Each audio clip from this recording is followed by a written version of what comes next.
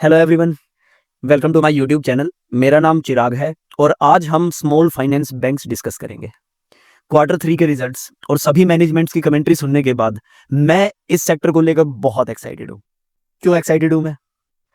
Commentary सुनने के बाद मुझे ऐसा लगने लगा है कि या तो ये सेक्टर ऑलरेडी बॉटम बना चुका है या फिर ये अपनी बॉटम जल्दी ही बनाने वाला है। वीडियो स्टार्ट करने से पहले मैं आपको एक स्टैंडर्ड डिस्क्लेमर दे दूं कि ये वीडियो कोई बाय और सेल रिकमेंडेशन नहीं होने वाली, तो please do your own due diligence before buying any stock. तो चलिए वीडियो स्टार्ट करते हैं। स्मॉल फाइनेंस बैंक्स के जितने भी स्टॉक्स हैं ना, उनमें फंडामेंटल सिमिलरिटीज भी हैं और टेक्निकल सिमिलरिटीज भी हैं। फंडामेंटल सिमिलरिटी तो सबसे बड़ी ये है कि माइक्रो फाइनेंस ने जो पिछले 3 क्वार्टर से सभी बैंक्स की हालत टाइट कर रखी है ना, वो सिचुएशन कंटिन्यूड है।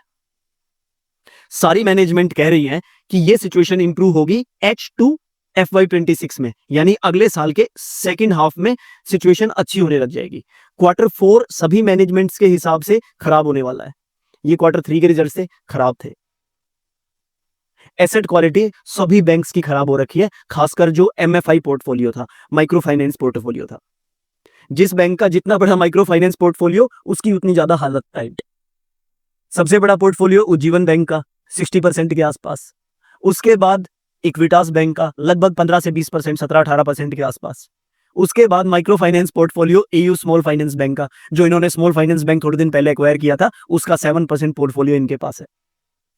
तो 7% जो इनका लोन है वो स्मॉल लोन्स है, जिसकी हालत टाइट है। यहां पर ग्रोथ कहीं पर भी नहीं आई। माइक्रो फाइनेंस जितने भी ये बैंक्स लोन दे रहे हैं, वहां पर ग्रोथ नजर ही नहीं आई है। इनफैक्ट जो इनकी लोन बुक है वो डीग्रो हुई है। एसेट क्वालिटी की भी हालत खराब है, किसी भी बैंक की देख लीजिए। जैसे उज्जीवन के पास बहुत ज्यादा 60% जो उनका AUM है वो माइक्रो फाइनेंस लोन्स है, तो उनकी हालत सबसे ज्यादा टाइट है। कोई खास ग्रोथ नजर नहीं आई। लेकिन AU बैंक, जिनका माइक्रो फाइनेंस पोर्टफोलियो सिर्फ 7% का है, वहां पर सिक्योर्ड लोन की जो परसेंटेज है वो कहीं ज्यादा है, 95% के आसपास है। वहां पर ग्रोथ बहुत अच्छी आई है। जो मैनेजमेंट ने गाइडेंस दी थी 15% की, 20% की, उससे बैंक ग्रो कर रहा है आसानी से, कोई दिक्कत नहीं आ रही। तो हमें जितने भी बैंक्स है ना, उनकी कमेंट्रीज में सिमिलैरिटीज नजर आ रही है। सबसे अच्छी बात ये है। उसके बाद टेक्निकल सिमिलरिटीज भी नजर आ रही है। टेक्निकल सिमिलरिटीज कैसे? बैंक्स ने, ये जितने भी बैंक्स हैं, इन्होंने जो अपना लो था ना, वो नवंबर के मंथ में या दिसंबर के मंथ के आसपास बनाया था। उसके बाद आज के दिन में जब मार्केट सिचुएशन बहुत खराब है और इन बैंक्स के रिजल्ट्स भी खराब हैं, रिजल्ट्स भी अच्छे नहीं आए, उसके बावजूद भी जो इनका लो था ना नवंबर दिसंबर के आसपास का, वो इन बैंक्स ने ब्रीच नहीं किया है, which is a bullish sign for me at least. देखिए, पूरे मार्केट के सेंटिमेंट्स बहुत ज्यादा खराब थे। सभी सेक्टर्स के सभी जो स्टॉक्स थे ना, वो अपने लोअर लोज मार रहे थे। लेकिन इन स्टॉक्स ने फॉर अ चेंज लोअर लो नहीं मारा। अगर लोअर लो मारा भी है ना, तो वो हल्की सी विक नीचे गई है। पूरी जो कैंडल है ना, वीकली कैंडल है, वो अपने लोअर लो से नीचे एक भी बंद नहीं हुई है, which is a very bullish sign. मैं ये नहीं कह रहा कि ये स्टॉक अपने लोअर लो से नीचे जाएंगे ही नहीं, जा सकते हैं। अगर यही हालत मार्केट की रही तो ये अपना लोअर लो को तोड़ देंगे, बिल्कुल तोड़ देंगे। लेकिन यहां पर मुझे उतनी बिकवाली नजर नहीं आ रही जितनी बिकवाली मुझे और स्टॉक्स के अंदर नजर आ रही है। मैं ये बात कह रहा हूं। तो ये एक बहुत बड़ा रीजन है जिसकी वजह से मुझे ऐसा लगता है कि शायद जो माइक्रो फाइनेंस की बॉटम साइकिल थी ना, वो हो चुकी है, या तो वो होने वाली है, शायद नेक्स्ट क्वार्टर में हो जाएगी, नहीं तो हम बॉटम के आसपास हैं और शायद हमारा पैसा अगले कुछ साल में बन सकता है इन स्टॉक्स में। मैं ये कह रहा हूं। गारंटी किसी चीज की नहीं है, मैं कोई सेबी रजिस्टर्ड एनालिस्ट नहीं हूं, ऐसा मेरा इन्वेस्टमेंट थीसिस है।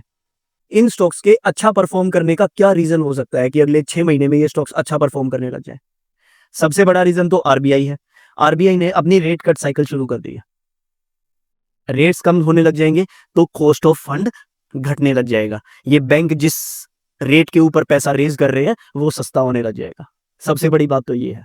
उसके बाद इनके पास जितने भी डिपॉजिट्स हैं, उनके ऊपर इन्हें बहुत ज्यादा इंटरेस्ट नहीं देना पड़ेगा। जैसे जैसे बड़े बैंक्स अपना रेट कट करना शुरू कर देंगे, ये स्मॉल फाइनेंस बैंक भी अपना इंटरेस्ट रेट कम करना शुरू कर देंगे।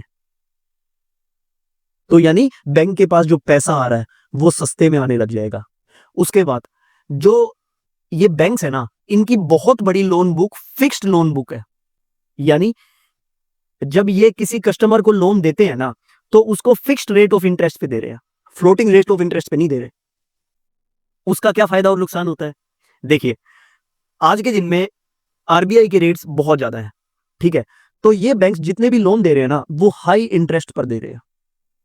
कल को आरबीआई के रेट्स 1 साल के बाद कम हो जाएंगे, तो उस समय जो आज के दिए हुए लोन्स थे, उनका जो ब्याज मिलेगा वो हायर इंटरेस्ट पर मिलेगा। यानी जो इनकी इनकम आज के दिए हुए लोन से है ना, वो कहीं ज्यादा होगी इन कंपैरिजन टू उन लोन्स के जो लोन्स इन्होंने कम रेट ऑफ इंटरेस्ट पर दिए हैं।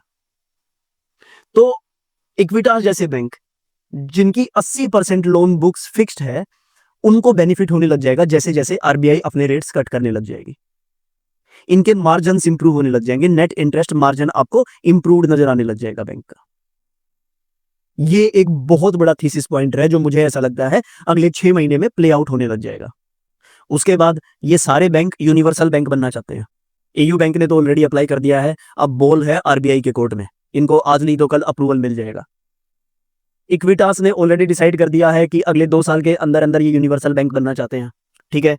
और उज्जीवन ने भी इस कॉन कॉल में बता दिया है कि वो यूनिवर्सल बैंक बनना चाहते हैं। यूनिवर्सल बैंक बनने से क्या फायदा होगा? देखिए, जब भी कोई बैंक यूनिवर्सल बैंक बनता है ना, तो उनके डिपॉजिट के जो रेट है ना, वो आहिस्ता आहिस्ता डिक्रीज होने लग जाते हैं। अगर आप एचडीएफसी के अंदर अपना पैसा दो रखोगे, तो वो आपको इंटरेस्ट रेट मुश्किल से 2% या 2.5% के आसपास देगा। लेकिन अपना पैसा आप एक छोटे से बैंक में रखोगे, फॉर एग्जांपल स्पंदर स्फूर्ति बैंक में रखोगे, तो वहां पर आपको इंटरेस्ट ज्यादा मिलेगा, क्योंकि आपका भरोसा यूनिवर्सल बैंक पर ज्यादा है। इसीलिए universal bank can afford to give you less deposit rate, है ना। और जो ये छोटे बैंक्स होते हैं, इनको तो डिपॉजिट अट्रैक्ट करने के लिए ज्यादा से ज्यादा इंटरेस्ट देना पड़ता है।